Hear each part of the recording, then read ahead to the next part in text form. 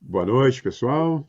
Mais uma vez, muito obrigado pela presença, por estarem aqui conosco, ouvindo falar de livros, vocês também dando as suas opiniões, seus comentários a respeito da leitura, né? Aquilo que nos une, né? E que nos torna universais. Em qualquer parte do mundo, numa livraria, você está mexendo num livro, a outra pessoa chega, você pode puxar um assunto, desde que domine o idioma, é claro. Às vezes não precisa nem dominar o idioma. E cria-se, né, é uma espécie de confraria, uma espécie de maçonaria, né, de sociedade secreta dos leitores. E hoje, para minha alegria, trago aqui a minha querida amiga de muitos e muitos anos. Eu Nem vamos acredito, dizer quantos. nem vamos dizer, né? Mas são várias décadas, muitas décadas, né? E ainda morávamos durante um certo tempo, mais ou menos longo de nossa vida, fomos vizinhos.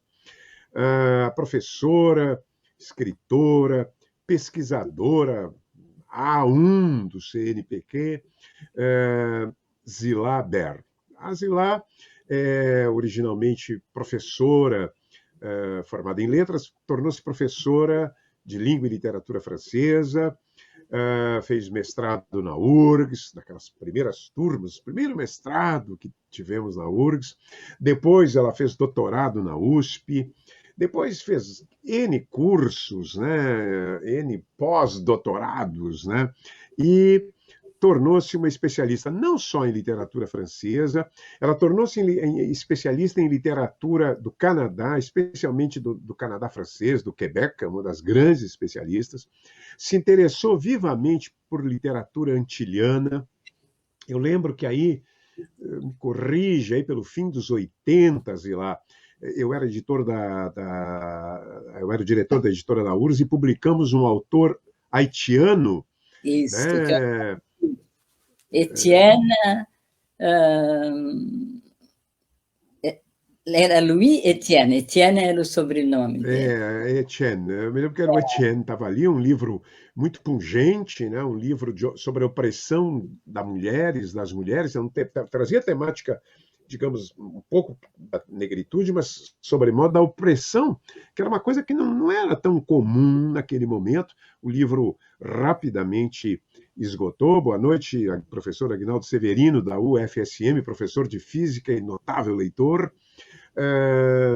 E tu publicaste, eu lembro, eu trabalhava no Mercado Aberto, publicaste eu ia mostrar aqui, mas meus livros são uma confusão infernal, né? Que era o Negritude e Literatura na América Latina. Esse é da Mercado Aberto, né?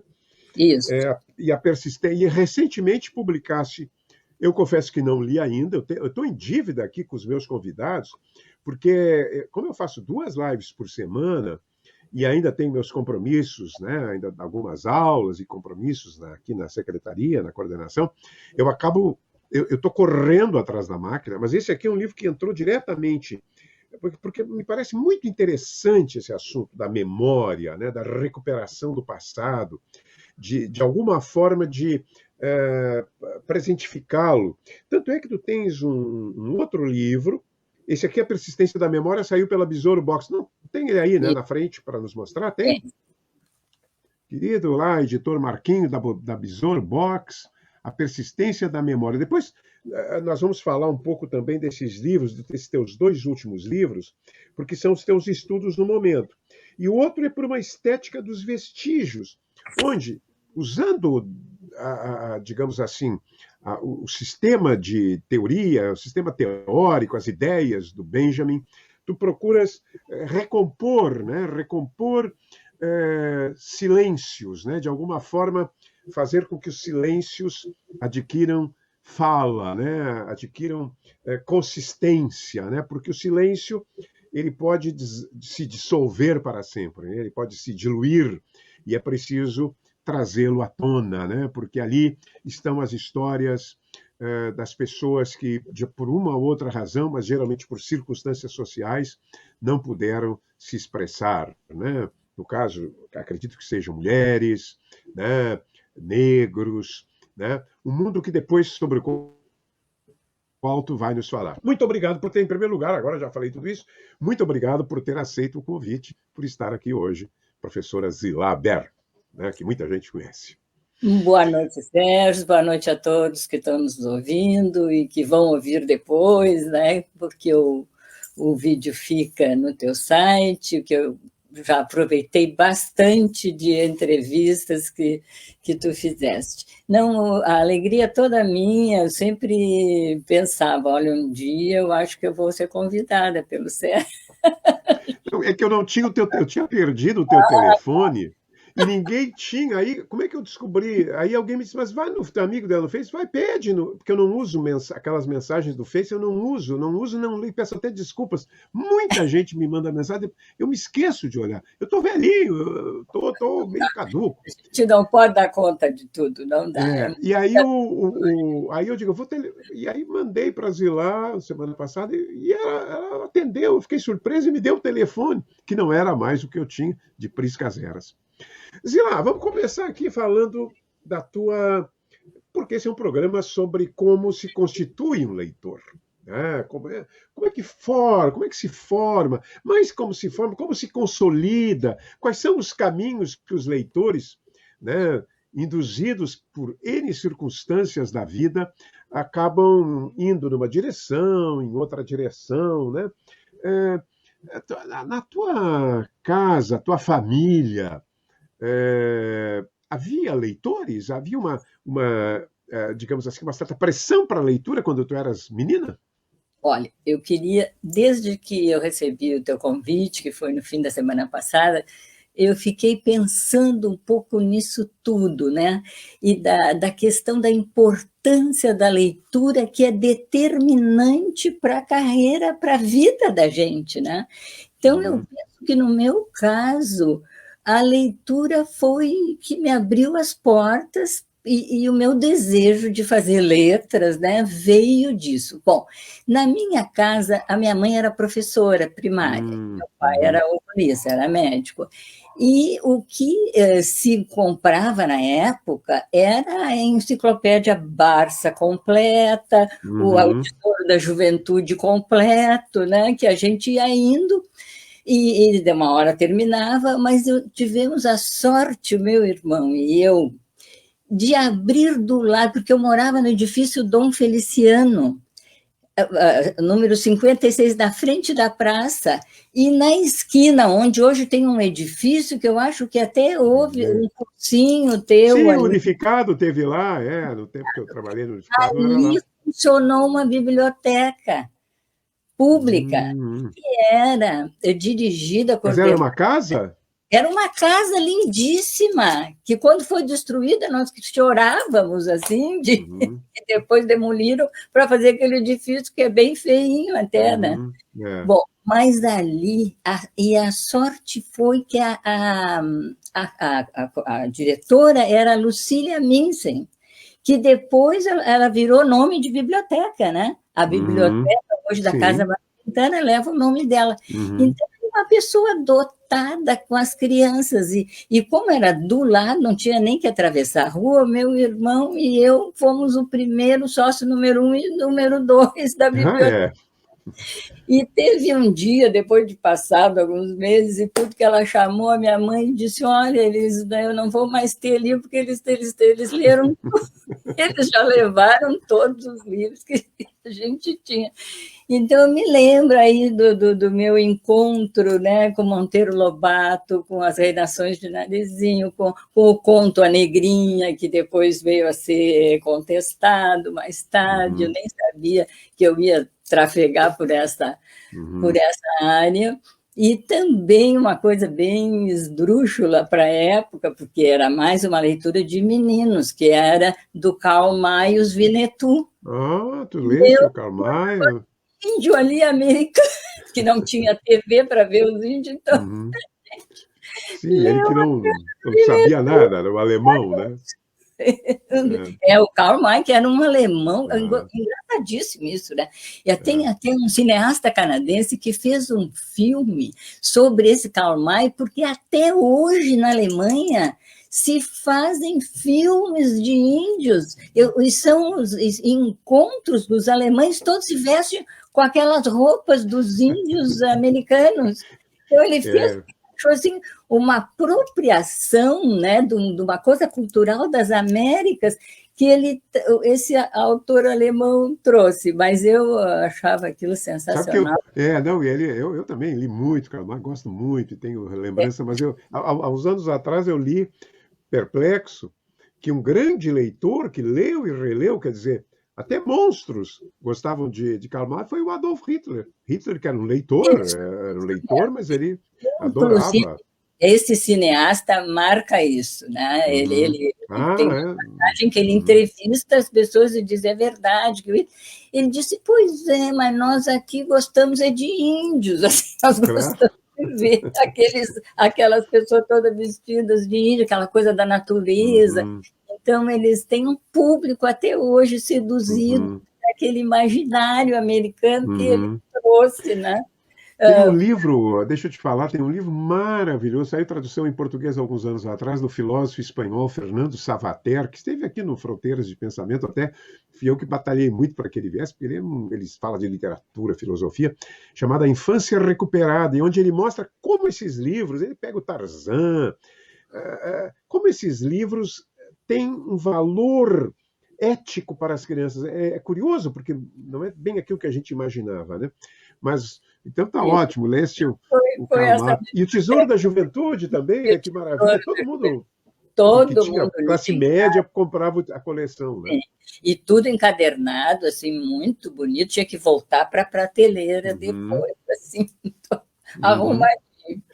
E a E tua mãe era professora primária? era professora, ela trabalhou no Floriano Peixoto, o último Uhum, local ela era jardineira, e eu ia junto. Então, eu uhum, terminei ficando nesse grupo escolar Floriano Peixoto, na Cristóvão Colombo. Eu acho que ainda existe a casa ali.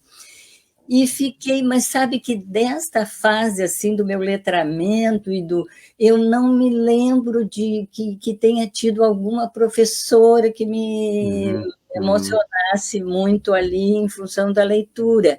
Eu acho que eu fui mais aquela formação que eu mesma e com meu irmão fizemos ali. Uhum. Então, Deixa eu só te interromper, porque eu fiquei muito curioso, porque eu acho que isso é importante na questão da criação do leitor. E o teu irmão, ele seguiu outra carreira. ele é advogado, o Roberto. E ele Roberto continua lendo, continuou um leitor? continua sendo um leitor bem interessado também.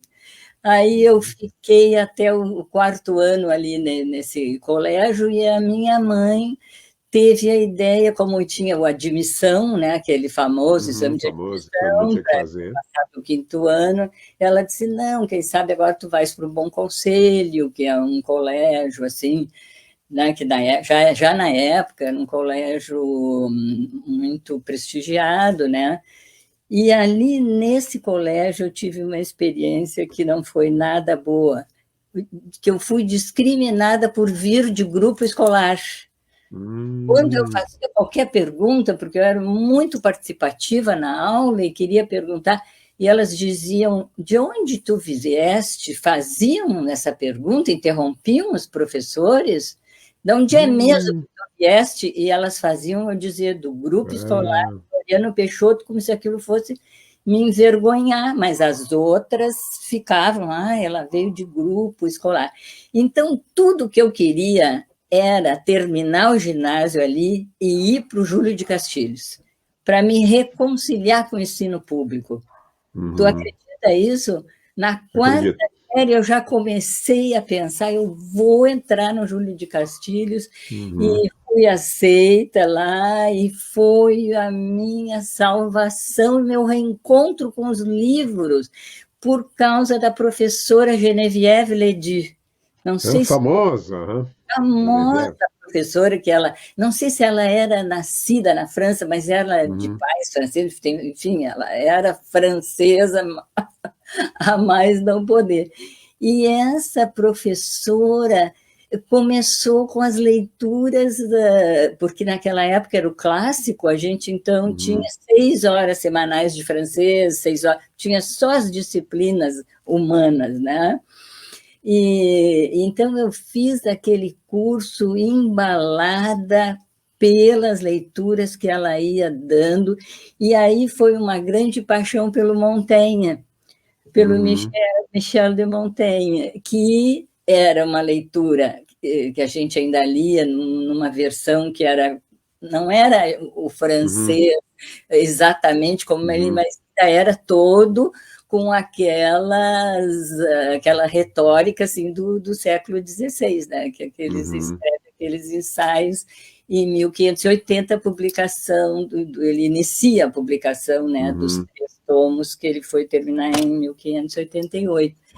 Mas ali eu me encontrei, foi uma empatia, porque eu descobri assim, aquela que primeiro a gente tinha visto o Racine, o Molière ainda gostei muito, mas o Racine e o Corneille, com aquelas regras do teatro clássico, aquilo meio que me assustou.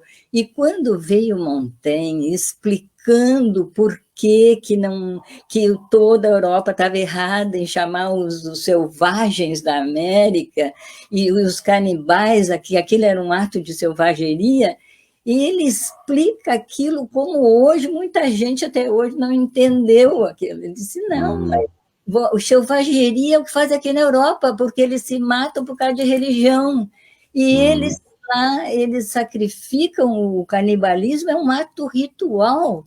Eles primeiro alimentam, depois eles, de alimentar, né, eles cozinham e só matam os inimigos virtuosos, né, para se apropriar dessas virtudes. Quer dizer, os nossos autores da antropofagia, né, vão retomar esse pensamento assim positivo em relação, né, a essa antropofagia, mas está lá no Montaigne, 1580. E muitas outras sabedorias maravilhosas. Ele diz assim, os 3 comércios, né? Não sei se tu te lembra desse ensaio. Os 3 comércios é amizade, amor e leitura. E livros.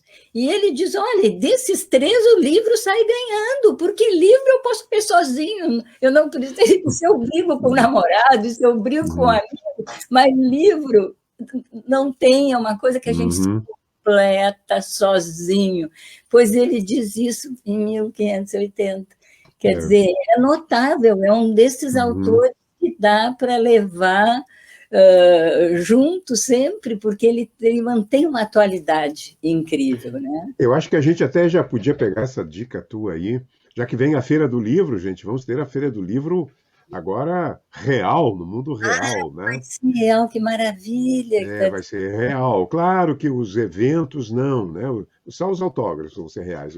Os eventos vão ser virtuais, mas Montaigne é uma delícia, né? Porque é um grande humanista, um homem que reflete sobre a vida. Ele cria o ensaio, né? E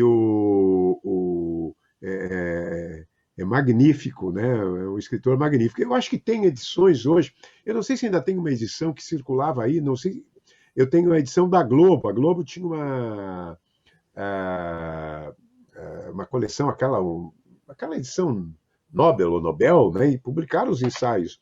Mas saiu pela editora Abril, e deve ter a edição, são edições que devem encontrar. Essa da Abril era bem bonita, bem boa, naquela coleção de clássicos de filosofia da Abril, né? Então já fica a primeira sugestão da Zilá para a Feira do Livro, né?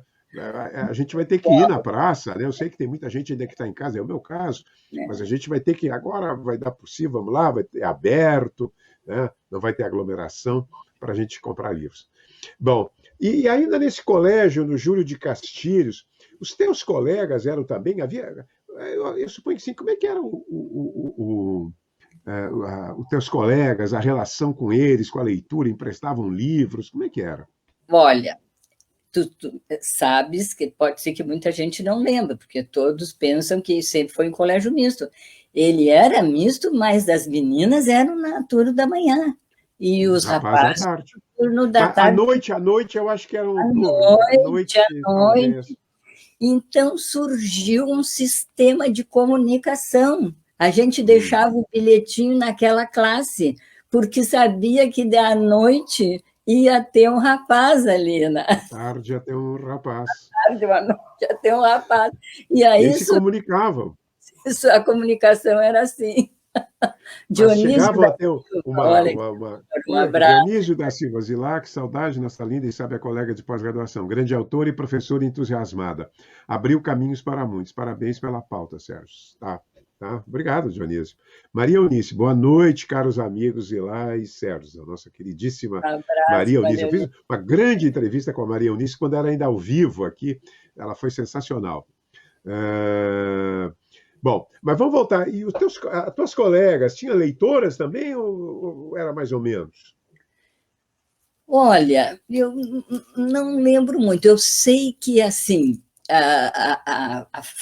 fãs da Geneviève Ledoux houve várias, tanto que Uhum, eu tinha certeza, depois desses 3 anos de clássico, que eu iria fazer letras com ênfase na sempre literatura ah, uhum, brasileira e literatura francesa, uhum. e foi o que eu fiz, e terminei professora titular de literatura francesa na Pois é. Universidade Quem Federal do Rio diria, né? Grande do Se tu Norte. pensasse isso. Bom, na época eu nem sabia o que era professor titular, Nem, eu acho, né? é, O, além do Montaigne, tu tem uma outra leitura assim impactante durante a tua adolescência, durante a tua fase juvenil? nesta fase, É, nesta do colégio, é? ainda do Júlio de Castilhos, né? Que no Júlio de Castilhos, eu vou te dizer que depois eu me tornei muito leitora da literatura brasileira, escrevi sobre o João Ubaldo, fiquei grande amiga dele, fiz aquelas obras completas, Uhum, né, do João Ubaldo Ribeiro, mas na época eu fiquei muito, muito envolvida com a literatura francesa, que eu conheci só a literatura francesa de França, porque era o que se fazia na época, né? Se olhava para o longe e não se olhava para o perto. uhum. Então, a minha descoberta do francês das Américas foi um outro momento assim de encanto, de deslumbramento, que foi quando foi nos anos 80, em 1980, acho que eu estou dando um pulo assim Não, meio não, mas não faz mal. Isso aqui é assim, vai e vem, fazemos aí, digressões, né? eu Zigue-zagueamos. eu já era, em 80, professora, mas assim, auxiliar, né? Nem me lembro como era o título ali. Eu sei que houve um programa do Quebec que se chamava Trois Semaines au Québec. Então, eles Uhum, pegavam professores de toda a América Latina, se inscrevia, havia uma seleção, e para ficar 3 semanas na cidade mesmo do Quebec, na uhum, província do Quebec, mas na cidade, na Université Laval, onde eu fiz, então, a minha primeira imersão naquilo que se chama as literaturas de língua francesa da América, que uhum, era basicamente para fazer uma divulgação, né, da literatura quebecoisa, né, quebequense, mas como havia professores haitianos, como Maximilien Laroche, tu deve ter conhecido depois que ele veio várias vezes ao Instituto uhum, de Letras, uhum, a convite nosso, fizemos convênios com a Universidade de Laval, e ali, então, eu percebi essa riqueza que o francês poderia. Então, eu já estava catequizada, né, com o francês eu poderia vislumbrar aquele mundo muito rico literário que é o mundo francês. Mas quando eu descobri que, através do francês, eu poderia estudar literaturas que tinham a ver com a nossa, que tinham tido uhum. passado colonial, que tinham tido escravidão, como nas regiões do Caribe, eu me decidi que eu ia naquele caminho, né? E na volta eu propus no Instituto de Letras, o professor Donaldo Schiller era nosso diretor, que introduzisse, só tínhamos literatura francesa, da França, que introduzisse uma disciplina que seria literaturas francófonas, ou literaturas da francofonia das Américas. E ele aceitou, passou no colegiado, as pessoas aceitaram, foi um dos primeiros lugares do Brasil em que houve essa abertura, então, que era uma coisa assim nova, né? Completamente nova, e fizeram doações imensas de livros para a biblioteca, mandaram do Quebec, do Caribe também, e depois eu cheguei a formar mestres e doutores que seguiram esta linha, né? Para o comparativo, depois eu criei, nesse grupo que eu pertenço até hoje, da ANPOL, né, que é do Associação Nacional de Professores de Língua e Literatura, um GT, um grupo de trabalho que se chama Relações Literárias Interamericanas, que funciona há mais de 20 anos, com gente jovem que foi entrando, e que aí não é relações literárias interamericanas, aí entram todos os professores de língua espanhola, né, de inglês, e os de francês que estudam esta questão dessas literaturas do Haiti, que é riquíssima. Eu estou sempre descobrindo mais autores, é impressionante todos esses anos. E a satisfação muito grande que eu tive também, que foi um dos grandes autores que eu descobri, assim, no Quebec, mas que era haitiano, então ele publica em língua francesa na universidade, lá em Montreal, mas é haitiano de origem, e escreve todos esses autores, que a gente chama de migrantes lá do Quebec. Não imigrantes, mas migrantes. Por quê? Porque eles fazem da sua literatura um vai e vem entre o país de origem e o país de acolhida, né? E esse se chama Denis Laferrière, que tem uma produção extensa, um homem com excelente humor, pois não é que ele é escolhido primeira pessoa fora da França, claro, fora da França não, mas primeira pessoa desse contexto das literaturas do Caribe como membro da Academia Francesa de Letras. Uhum. Então, ele disse que aceitou também, porque isso ajudou muito a divulgar, né, essa literatura. E falando com ele recentemente, ele recomendou uma autora, Émilie Prophète, que é uma mulher de 50 anos, que está escrevendo livros assim, que eu digo, até vou retomar uma expressão aqui da Annie Ernaux, que é uma escritora francesa que eu gosto muito, que ela tem um livrinho que se chama Écrire comme un couteau, escrever como uma faca.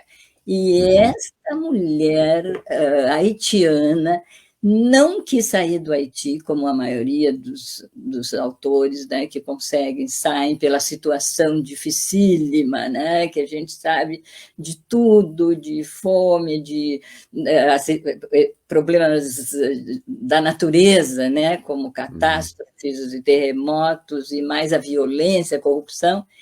E ela fica no Haiti e ela escreve como uma faca. Ela abre a ferida, ela mostra a situação como é, a corrupção, como que ninguém faz nada em relação a isso. Então, e numa escrita assim, deslumbrante, sabe? Eu estou encantada com essa escritora. Acho que a gente deveria pensar em traduzi-la para o português, porque tem muito, muito a ver com a nossa realidade. Mas ainda eu acho que uma questão mais extrema, né? Mais extremada ainda, Sim, claro. de pobreza, de desejo das pessoas de voltar, de saírem, né? As pessoas querem sair. Então, ela diz, eles estão fazendo que o Aimé Césaire, quando escreve lá nos anos 30, o Cahiers d'un retour au pays natal, né? Aquele famosíssimo poema, que foi depois descoberto pelos surrealistas, né, que é o diário de um retorno ao país natal, que ele estava na França, ele queria voltar para suas raízes da Martinica, né? Os escritores escreviam sobre isso, sobre essa volta, e hoje é o contrário, todo mundo... Da diáspora, né? Todos querem sair, é uma diáspora, e só não sai mais porque não podem.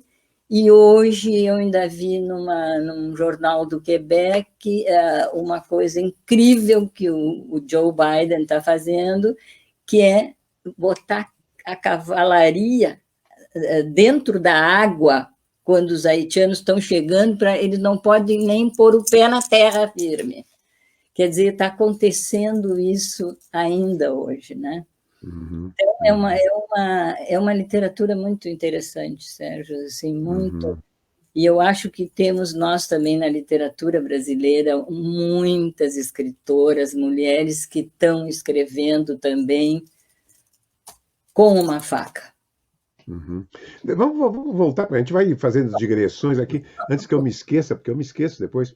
Tu fosse muito amiga do João Ubaldo, tu não acha que o João Ubaldo ele podia talvez... eu considero dos discípulos se é possível dizer isso, né, mas dos que trazem a marca, algum tipo de marca do Guimarães Rosa, daquela ficção de temática rural, aquela criação de linguagem, né? Ele poderia ter ido mais longe, né? Eu considero um personagem trágico, né? Por uma espécie assim de, eu não sei, tu que conviveste mais, eu cheguei a conversar com ele, uma vez trouxe ele a Porto Alegre. E o Viva o Povo Brasileiro, que eu gosto muito, apesar de ter uma hora lá, quando ele começa a falar da Maria da Fé, que é a coisa meio que desanda para o novelão, assim, né? Uhum. Mas eu acho um dos grandes livros da literatura brasileira, o Sargento Getúlio. O Sargento Getúlio é uma obra-prima. É uma obra-prima, e outros dele, né?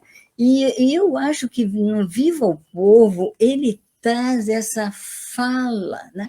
Ele tem aquele início que tem mais de 20 páginas, que é a fala daquela mulher negra que sabe que vai morrer, e ela está transmitindo, porque a memória só se dá com a transmissão.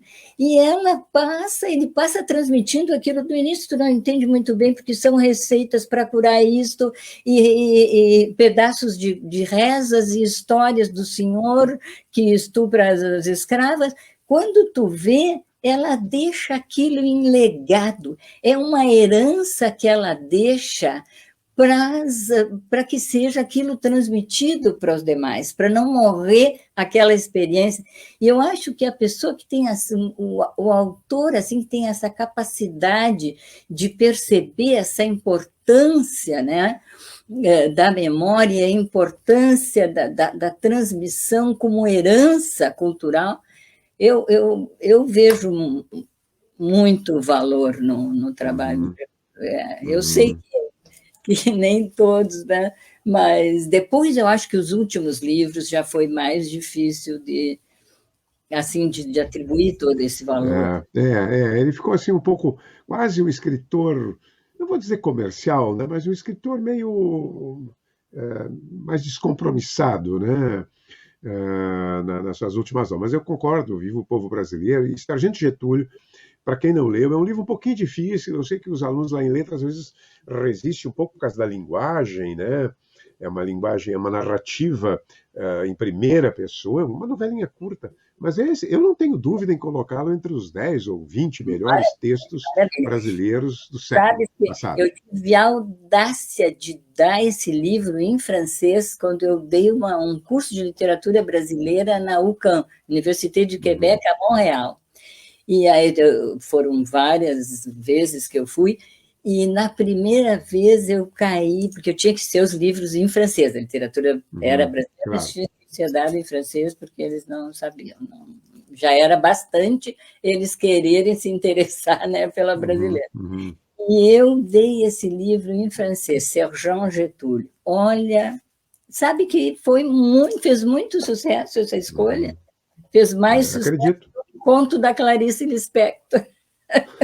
Tu trabalhaste que livros, né, lá quando quais foram os livros que tu Olha, trabalhaste com os tem alunos? uma listinha até que, olha, eu trabalhei São Bernardo, do Graciliano aquilo eu ia mais também pelo que estava traduzido, que estava bem Claro, traduzido, claro, claro, não, traduções naturalmente. recentes, eu trabalhei E a reação, vai dizendo a reação dos alunos aí. o Viva Boa, o Povo boa. Brasileiro, eles se assustaram muito pelo tamanho, né? Uhum. Porque o Sargento Getúlio era mais fininho. E os alunos são iguais no mundo inteiro, né? E também o Moacir Scliar fez sucesso com É Max, mesmo. Max Elefelin, Max Felinos, aham. Feliz, Le Carnaval des Animaux, Uhum. contos, né, da Clarice. Ah, eu fiz também o Vitor Ramil, Ah, Pecode, é. Ah, que é. aquele livro interessante que ele Aham. escreveu, né, Uhum. que foi traduzido por uma aluna de doutorado minha, que Uhum. ela fez a tradução.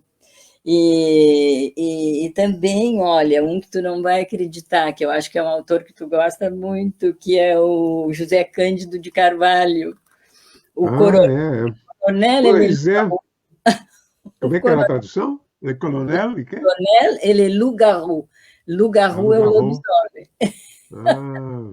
que é homem, Coisa lobo, né? engraçada, tu que trabalhaste com esse livro, eu li esse livro, gostei muito, mas eu fui sob a influência da Canal, isso era nos anos, Eu fim dos acho que anos 60, eu também, mas fiquei com medo de relê-lo, eu estou até hoje, às vezes eu olho ali, sabe quando a gente olha para o livro, eu vou reler, mas é um fiquei com humor medo. maravilhoso. Olha, os Né? alunos gostaram muito, muito, muito. Eu me lembro que era engraçado. Ele bota as sereias no colo, né? E tal. Tem umas cenas hilárias no livro, né?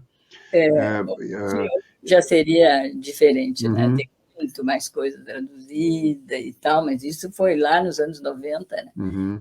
E já faz um E quando tempão. tu davas aula lá na URGS, ainda, quer dizer, ainda de literatura francesa, quais eram os autores que tu gostavas e que via que os alunos gostavam, ou que tu gostavas e os alunos não gostavam? Tu lembra, assim, alguma coisa a esse Olha, respeito? a gente tinha que seguir, era uma coisa assim incrível, que eu não, imagino que não seja mais, né? Porque era aquilo por séculos. Uhum. Então, Isso, era a primeiro divisão, aham, daquela divisão. com os Lagarde cortados, Mexi, como é? Lagarde. Lagarde e É. Michel. A gente começava no primeiro ano com a coisa mais difícil que podia ter, né? Que são aquele teatro clássico francês, Uhum. né? Com É. o Corneille e Racine é difícil. Corneille, Racine, mulher, e ainda eu fazia decorarem algumas algumas tiradas assim do teatro para ver se aquilo emocionava mais. E depois, então, a gente ia para o século XIX, para o século. E claro que Flaubert era um autor assim que entusiasma, Uhum. né? E, Uhum. então, Flaubert foi um autor que eu gostei muito de trabalhar, não só.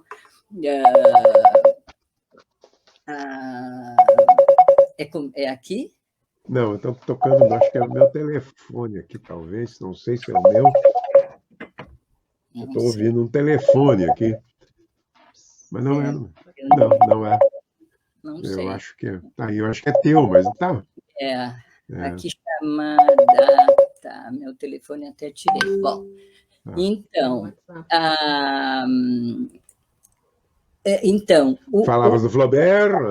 a Madame Bovary já levava muito tempo, Aham. mas eu tentei dar, porque um que eu sou apaixonada é o Bouvard et Pécuchet, que é um livro assim Eu gosto muito fantástico do também. Flaubert, aquele ele É. parece que ele quer passar a limpo todo o conhecimento com Uhum. aqueles dois amigos assim meio Uhum. malucos, né, que copiam e recopiam, mas eu acho que aquela ideia era uma ideia assim muito da modernidade Uhum. que ele com o seu gênio, né, tinha. Mas os E alunos não gostavam. não, esse não deu certo. Tem Era os muito. riscos. A gente E sabe que é risco, é risco. E Né? depois também os de sempre, né? Simone de Beauvoir, o Uhum. Sartre, algumas passagens também, né? Alguma coisa, porque é um autor Houve, difícil. houve alunas que tiveram revelações, assim, epifanias com a Simone de Beauvoir? Pois olha, não me lembro, Sérgio. Queria te contar alguma coisa assim emocionante. De fato, eu não me lembro, sim, porque não é. Hoje nós estamos lá vivendo Claro, claro, claro. Eu não me dei conta, claro, as tuas alunas essa questão eram do nos anos feminismo. 70 já tinha Na época que era as anos 80, primeiras lutas disso. 90, Uhum, não ecoava tanto ainda uhum, essa coisa, né?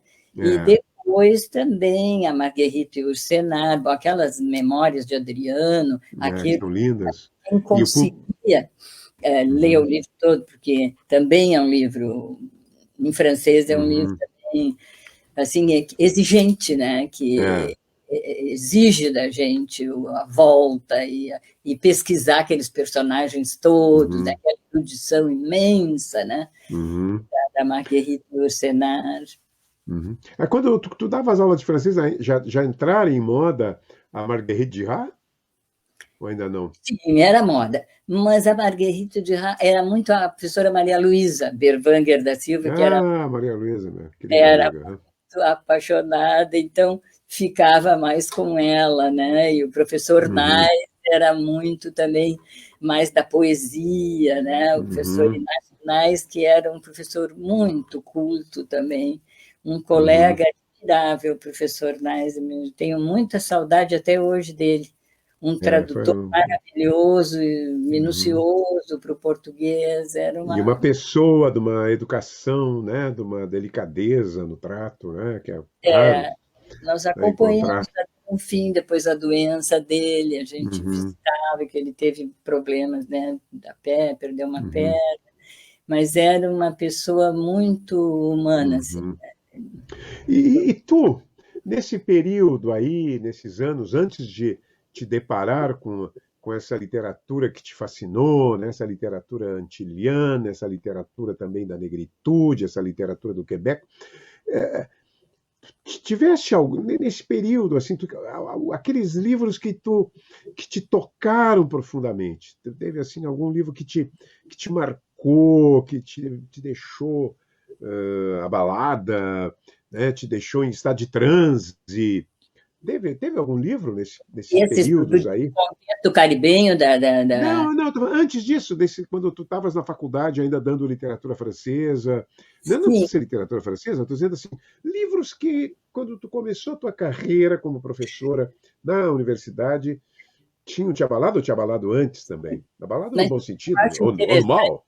interessante talvez falar de como, né, que às vezes as pessoas perguntam muitas vezes como é que tu, sendo da literatura francesa e francófona depois, né, Uhum, como é que tu fosse uma das primeiras a te dedicar sobre a literatura que, na época que eu fui fazer meu doutorado na USP, entre 84 e 88, se chamava de literatura negra, que praticamente não tinha em livraria nenhuma, em biblioteca uhum, nenhuma, e não tinha resenha nenhuma.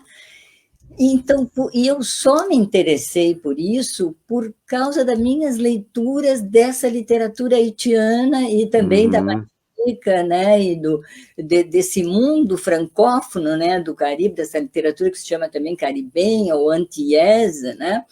Sobretudo assim Jacques Roumain, Os Senhores do Orvalho, sim, essa coleção pela foi Rosé, traduzido uhum, foi traduzido esse livro. muito Esse antigamente, nos anos livro 50, né? clássico, 60. um Uhum, clássico que é a história, né, desse que tenta juntar sua comunidade, que não havia essa ideia, né, de trabalhar em conjunto, em comunidade, para a busca de água, que era uhum, vital para a sobrevivência, para a agricultura. Então, é a história desse líder que consegue uhum, reunir as pessoas, mas e depois é assassinado.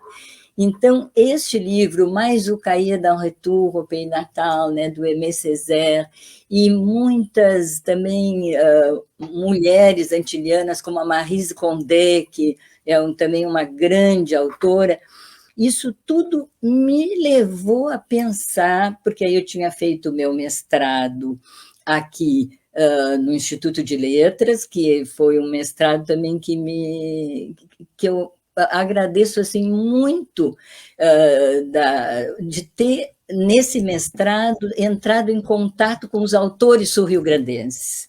Terminei fazendo a primeira dissertação sobre o Ciro Martins, Me lembro. gaúcho a pé, né? Então, todo mundo estava fazendo sobre o gaúcho a cavalo, o monarca das coxilhas, e eu me interessei pelo Ciro, que escrevia sobre o gaúcho a pé, exilado, né, da fazenda, do campo, para as periferias das cidades, né? Ele já estava escrevendo sobre o sem terra, né? E esse eu peguei a trilogia dele, né? Porteira Fechada, Sem Rumo, Porteira Sem Fechada e Estrada Nova, né? Estrada Nova, né? Que é o último, que é o menos interessante. E também fiquei amiga dele, tudo, para fazer essa dissertação. Não se tornaste paciente dele, né? Porque muitos se tornavam pacientes do Ciro. Não, mas eu me tornei também. Ah, te tornaste? Ah, sim. Não, mas e tem mais um detalhe que é pior ainda do que ter sido 9 anos. Quando eu saí da Vila Assunção para procurar um apartamento, tinha milhões de apartamentos, havendo que eu queria usados, grandes, assim, para poder ser grande tinha que ser usado. E aí eu moro hoje no edifício em que morou o Ciro Martins a vida toda. E onde mas não foi por essa razão que tu te mudou para aí, né? Para ficar mais perto do psiquiatra. Coitado do psiquiatra. Ele tinha até falecido. Mas alguma coisa tem. Claro, sim. Mas escolha nem sempre são gratuitas. Não foi a única. Anos depois veio a doutora Nilra Rota, que também comprou um apartamento, muito emocionada, porque também... Sim, é um edifício composto por pacientes do Dr. Ciro Martins, né? Mas o filho em busca dele, de algo, né? Da alma do nosso querido Dr. Ciro. O Cláudio mora aqui também. Não, mas era um homem excepcional, né? Mesmo. Uma pessoa humana, sábia, né? Um sábio. Sabe, ele saía daquelas regras da psicanálise estrita e ajudava a gente mesmo, né? Fora daquelas regras. Isso. Eu conheci o doutor Odon Cavalcante Monteiro também, que era assim, tinha trabalhado. As pessoas sábias, né? Eles tinham uma sabedoria da vida, né? Não era só teoria, né? Não. Então, aí, quando eu, embalada, né, para o doutorado, por essas leituras, né, que eu já tinha feito do Jacques Roman, de muitos outros autores do Caribe, eu digo assim, mas não é possível, né, que nos anos 30 já surja, a partir do poema fundador, né, do Aimé Césaire, do Caderno da Volta ao País Natal, surge uma literatura, uma poesia de grande importância, de grande valor, que foi divulgada na França, no mundo todo. E eu digo, como é que no Brasil, com uma população negra, né, afro-brasileira, que hoje se diz, mas eu acho que a gente pode dizer, né, uma população negra tão importante em número e em tantas atividades onde eles se destacam tanto. Aí eu falei com um possível orientador, que poderia ser um possível orientador meu na USP, ele disse, olha, eu acho que isso aí tu não vais achar, porque o grande destaque, né, dos negros é na música, nas canções, na dança, nas artes, até na pintura, mas na literatura, a não ser, né, aí todo mundo dá assim, os exemplos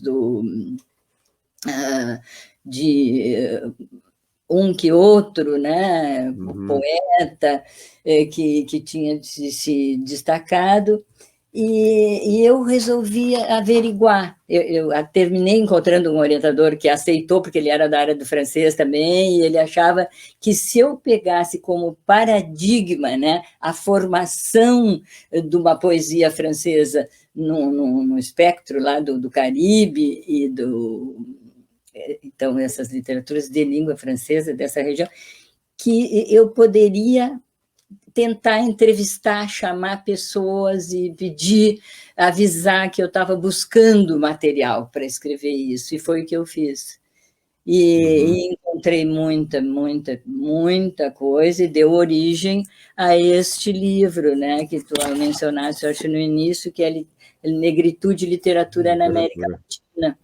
Foi publicado depois pela Mercado Aberto, um ano depois de eu fazer a tese, onde eu encontrei um número bem importante de autores, inclusive o Domício Proença Filho, né? Que hoje, e agora tu vê essa coisa, né? O Domício foi outro que eu fui buscar, eu fui com uma amiga lá, ele lecionava na UF, na Federal Fluminense, para conversar com ele. E hoje ele é membro da academia, né? Brasileira, quer dizer, era uma coisa que eles nem eram conhecidos, eles tinham um que outro livro, a maioria eram livros publicados por conta dos próprios autores, sabe, aquele tipo de edição, assim, bem simples, né? E hoje, depois começou a surgir uma série como a Conceição Evaristo, que é outra também candidata, né, para ser membro da academia, e também traduzida em francês, e eu participei de um evento em Bordeaux esse ano, na Universidade Montaigne, né, que o Montaigne era de Bordeaux, Universidade Bordeaux-Montaigne, e elas me pediram para falar da literatura brasileira, que eu não deixasse a Conceição Evaristo. Eu digo, não, eu vou falar então só das autoras, que não é só ela, das autoras afro-brasileiras que se destacam, né, e que têm uma obra muito importante. Mas a minha busca foi assim no início, através de um indicava o outro e eles me mandavam aquele material, uma coisa que para mim foi muito importante foi a publicação dos Cadernos Negros, que eu tenho o número 1 e hoje já está no 40, e é um por ano. Então, foi uma produção que... Mas, assim, o trabalho do crítico, né, do teórico, na época eu tive bastante rejeição, sabe? Ai, o que aquela mulher loira não se sabe se ela é judia, se ela é polaca, se ela é o quê, né? E que vai se meter com a nossa literatura, teve uma rejeição.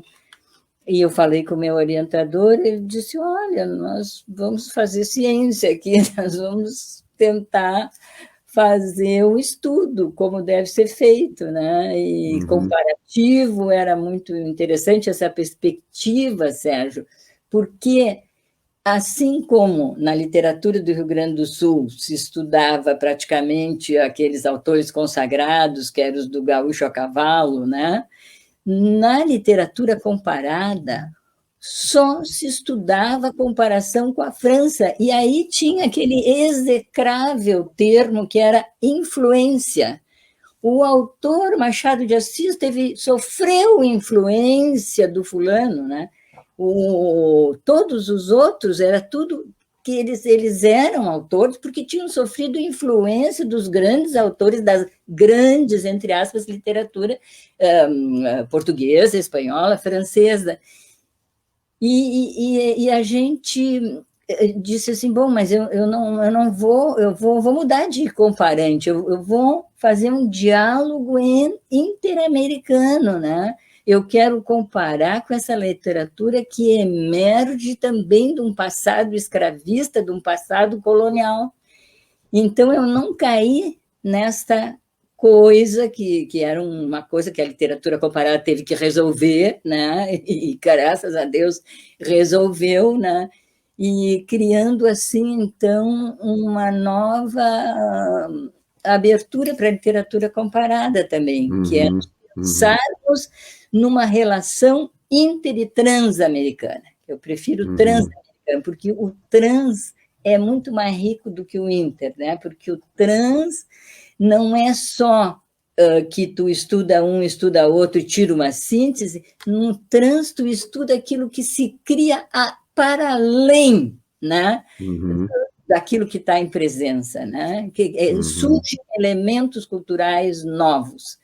E foi isso que eu tentei fazer, e desde os anos lá, quando saiu meus primeiros livros, né, em 89, 90, eu estou escrevendo desde lá, sempre aprofundando de alguma forma esse tema.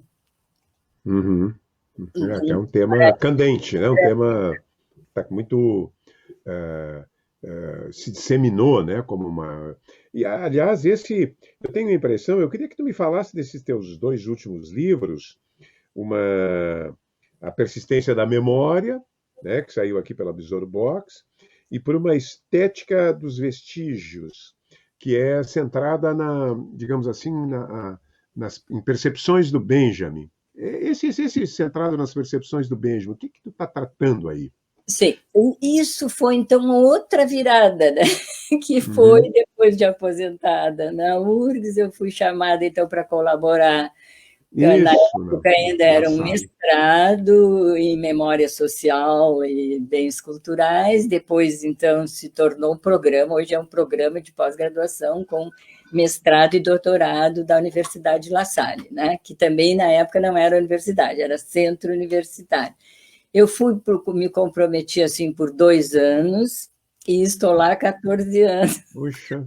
Nem mesmo quero acreditar como eu fui assim me envolvendo cada vez mais com alunos, um ambiente muito, muito acolhedor que é do La Salle. Então,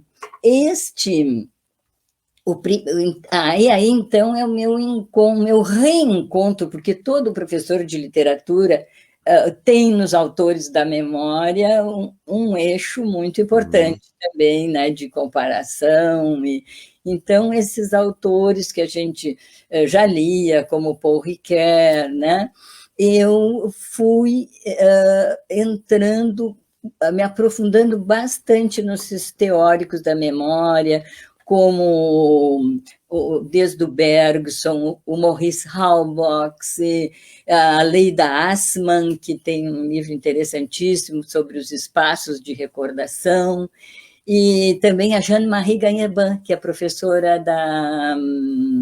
da Unicamp, que é uma suíça que veio e que é uma grande leitora e tradutora do Walter Benjamin. Ela como suíça, então ela conhece o alemão, né? E traduziu, acho que diretamente, então essas leituras me empolgaram muito, essas leituras, e eu vi que eu podia abrir ainda então uma nova frente, que seria dar ênfase, né, para essa questão memorial, né? Quer dizer, essa coisa que se situa entre memória e esquecimento, né? A gente aprende que esquecimento não é o contrário de memória, mas os dois são as duas faces da mesma moeda, e como isto trabalha, né, no imaginário dos autores, né, de uma coisa muito, muito forte. E então, até guiada pela Jeanne-Marie Gagneban, e indo buscar as traduções dela, também do Walter Benjamin, e os muitos e fecundos estudos dela sobre Walter Benjamin, também do Ginsburg, o Jaime Ginsburg, né, nosso aqui do Rio Grande do Sul, acho que ele chegou a ser professor da URGS também, né? Ele foi meu aluno, mas eu não recordo. Talvez ele tenha dado aula como aquele professor contratado, especial. Isso, ele foi nosso aluno de pós-graduação, isso. Hoje ele é professor da USP. E então, com todas essas leituras, eu me seduzi muito por essa questão, não é que dos rastros memoriais, quer dizer, ele diz, o Walter Benjamin, que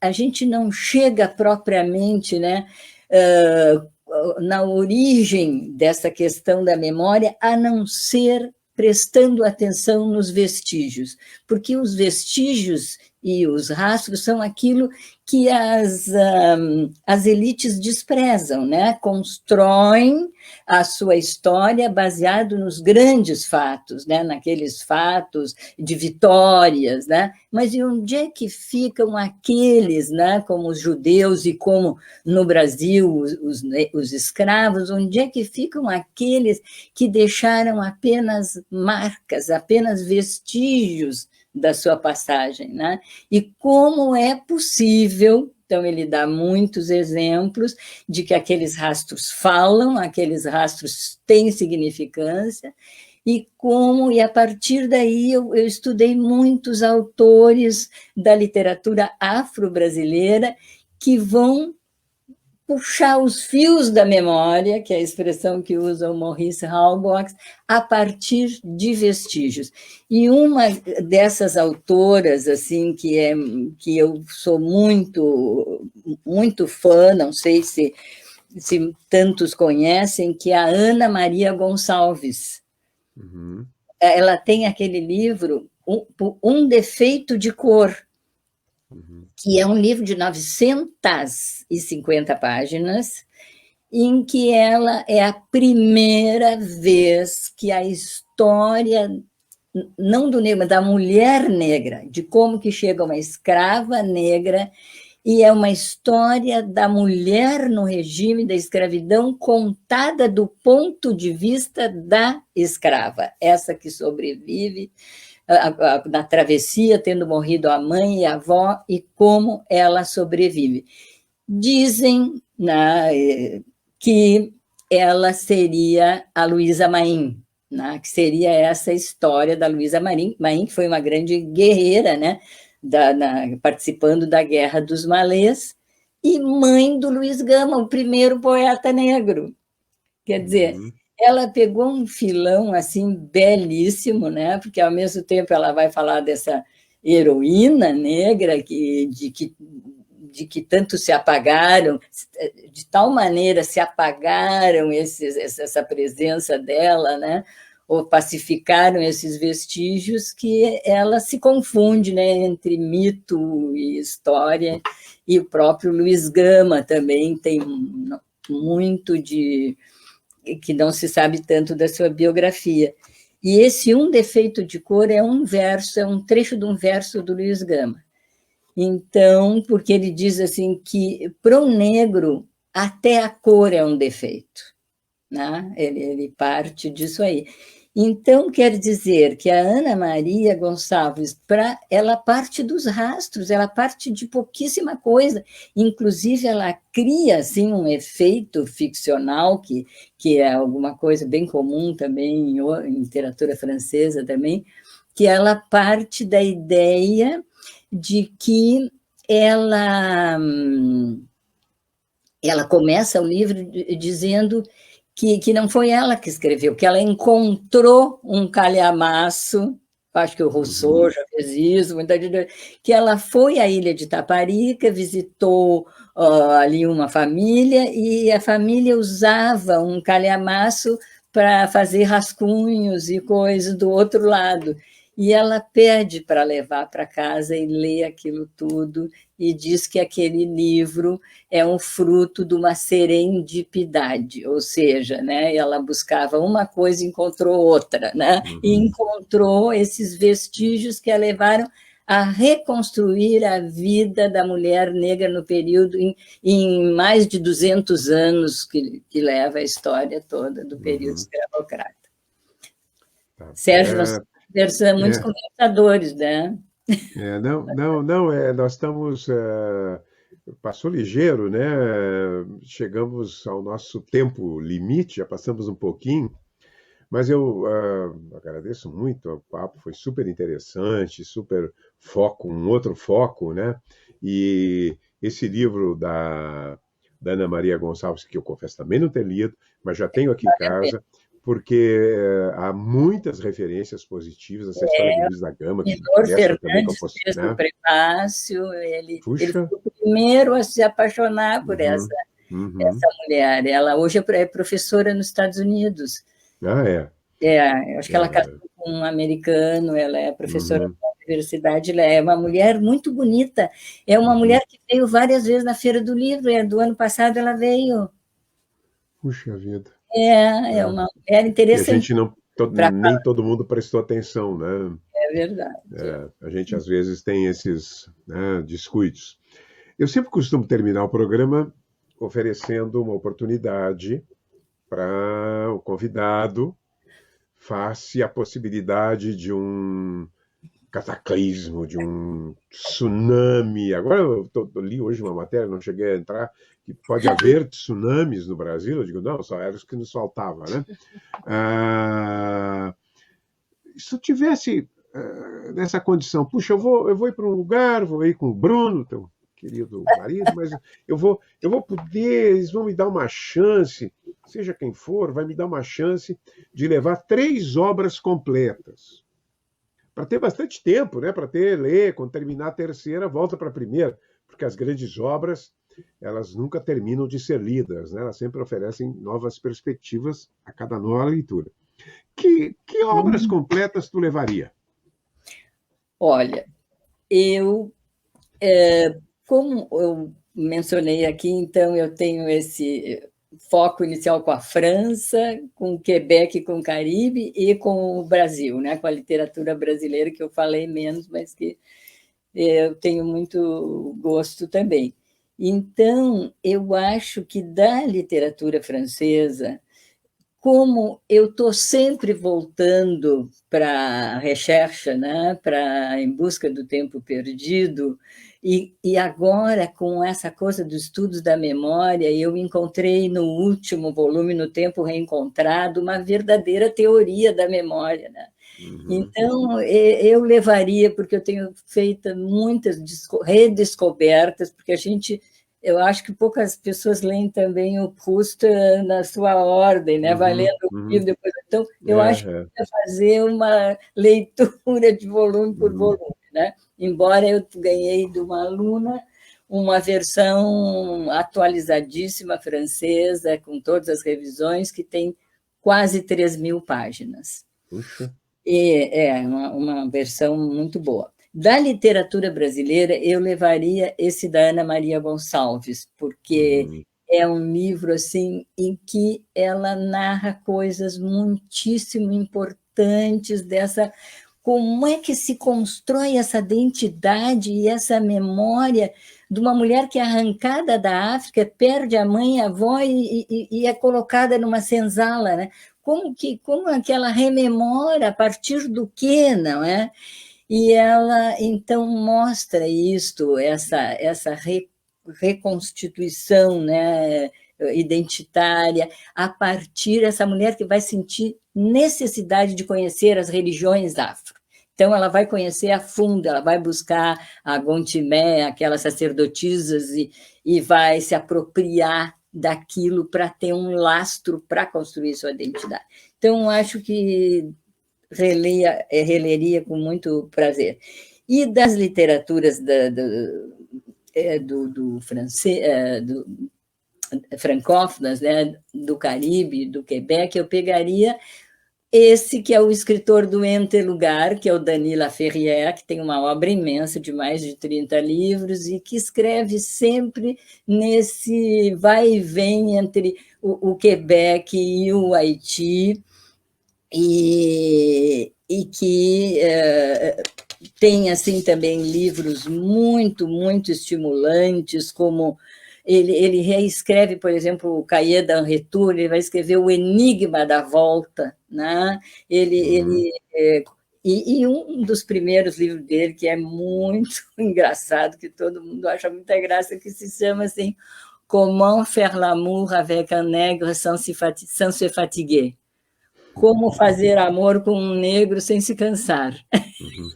Ele começa com esse livro que causa um pouco de mal-estar no Quebec, mas depois todo mundo apreciou muito. E tem um outro que ele diz: Je suis un écrivain japonais. esse eu adoro, porque eu digo, mas como que ele me escreve um livro? Pois ele tá no Quebec, ele é do Haiti, como é que ele diz que é um escritor japonês? É que ele desconstrói essa noção de identidade nacional.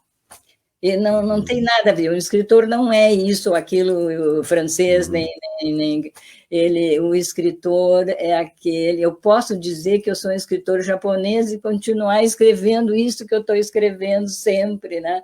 Sobre essas relações interamericanas e o Estatuto do Negro nas Américas. Não sei se a minha escolha foi do teu agrado. Não, com certeza, não. Ana Maria, eu tenho que agora vou aproveitar aí, terminar as aulas do semestre, né? Porque é um volumão, né? E enfrentar, sabendo, outras pessoas já me recomendaram, o Fischer já me recomendou, né? Mais gente me recomendou. Então, muito obrigado, Zilá, por ter aceito esse convite, muito obrigado por ter nos dado uma aula aqui, né, sobre essa literatura que é a literatura antiliana negra, com relações com o Quebec, né? Eu tinha várias outras perguntas para fazer. Eu queria perguntar sobre se tu conhece a literatura, se há uma literatura especificamente afro-cubana, né? Mas, enfim, os cubanos, pelo menos a elite política cubana, considera que esse tema está superado, né, pela Revolução. Né? Mas, enfim, senão nós vamos continuar aqui, vamos ficar mais uma hora aqui conversando.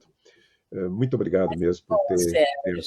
Fico imensamente grata também de ter reencontrado pessoas aqui que vieram nos ouvir e essa oportunidade que tu nos desse de divulgar um pouco o trabalho. Muito, muito agradecida fico eu também. Espero que a gente tenha outras ocasiões. Claro, com certeza.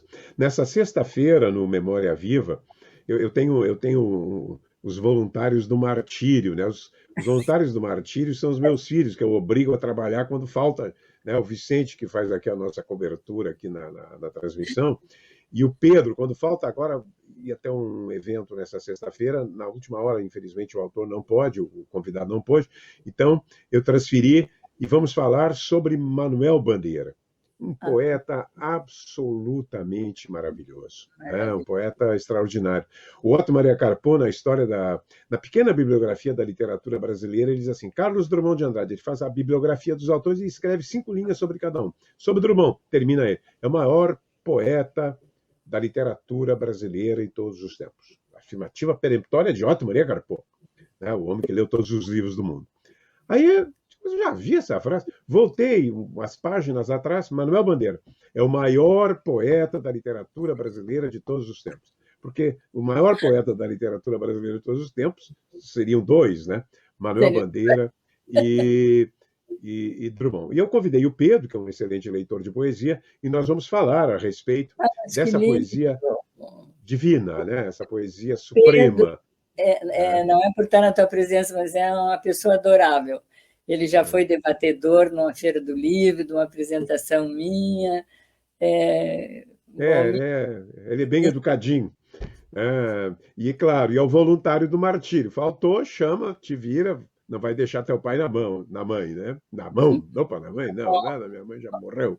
Na mão. Tá bem, gente, até sexta-feira.